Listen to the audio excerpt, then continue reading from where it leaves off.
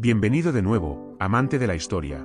En el vídeo de hoy nos encontramos con un fascinante capítulo sobre historia y economía en el que hablaremos sobre uno de los mayores, por no decir el mayor magnate de la historia.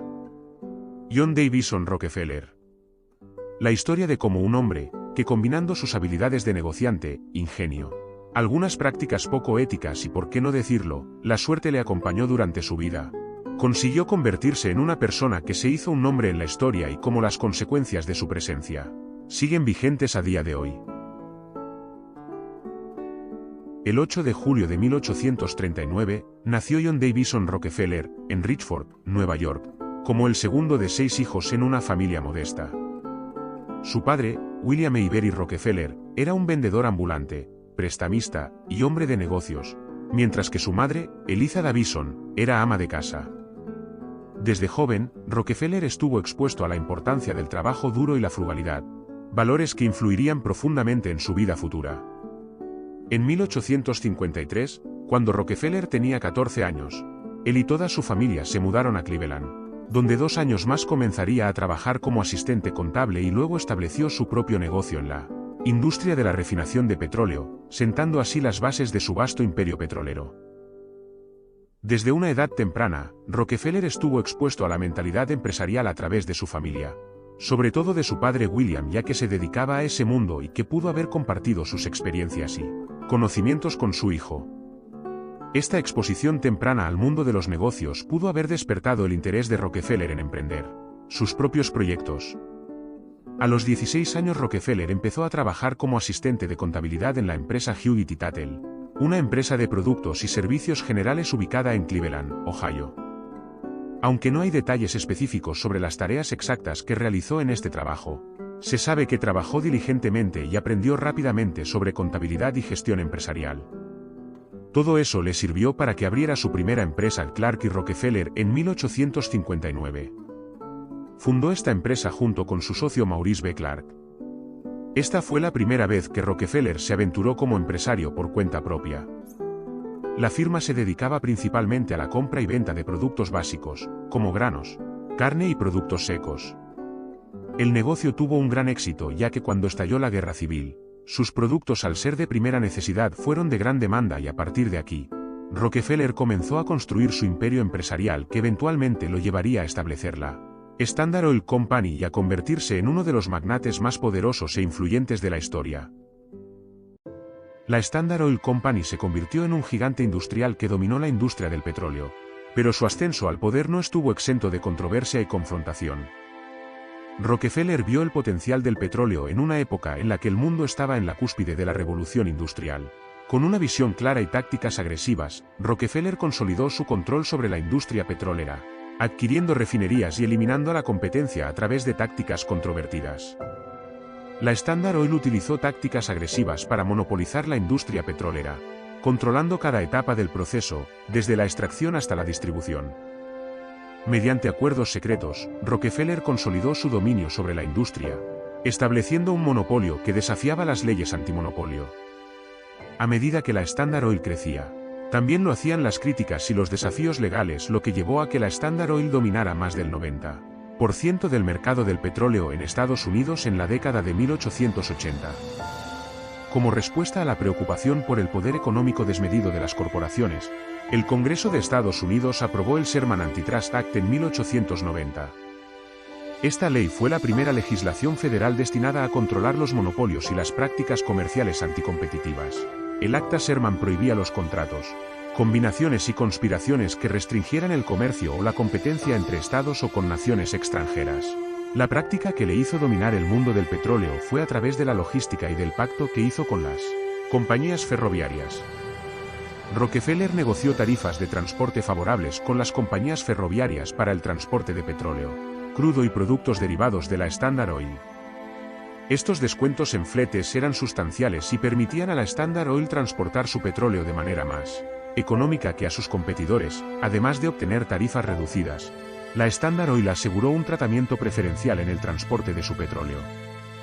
Esto significaba que la empresa recibía prioridad en el envío de sus productos, lo que garantizaba una distribución rápida y eficiente en comparación con sus competidores. En algunos casos, La Standard Oil también alcanzó acuerdos de exclusividad con ciertas compañías ferroviarias, lo que significaba que solo utilizarían esos servicios para el transporte de su petróleo.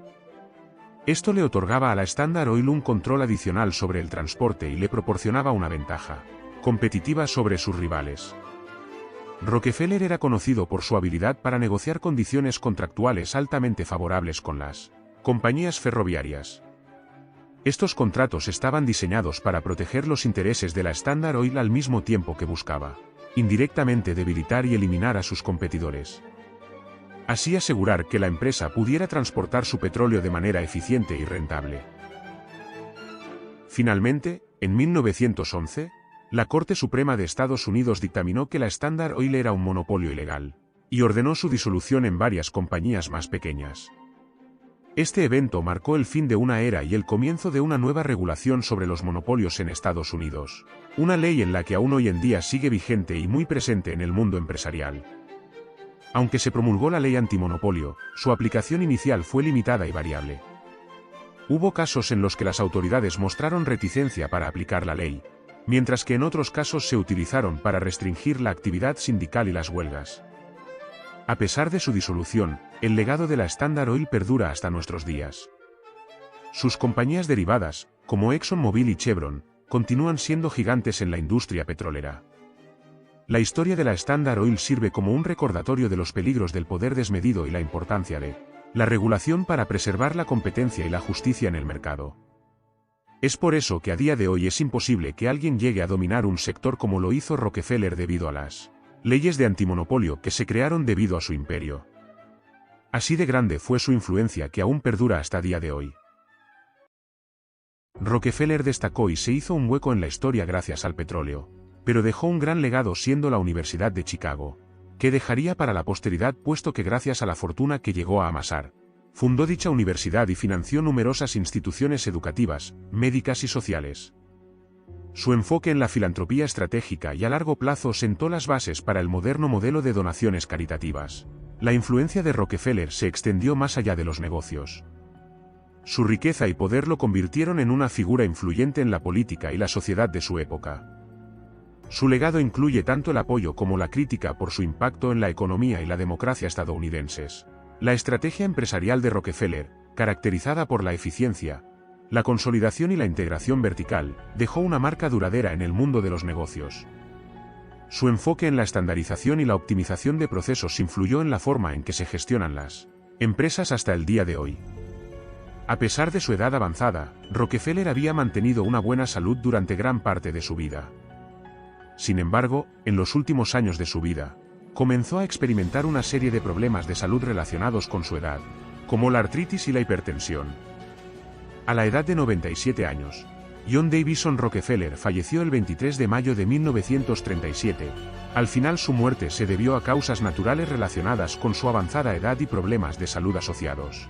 Además de su propia longevidad notable, muchos de los descendientes de Rockefeller también vivieron vidas extraordinariamente largas, por lo que sorprendió aún más esa característica de la familia Rockefeller, ya que en ese entonces la esperanza de vida era mucho menor que la actual debido al poco avance científico sobre la cura de ciertas enfermedades que eran mortales por aquel entonces.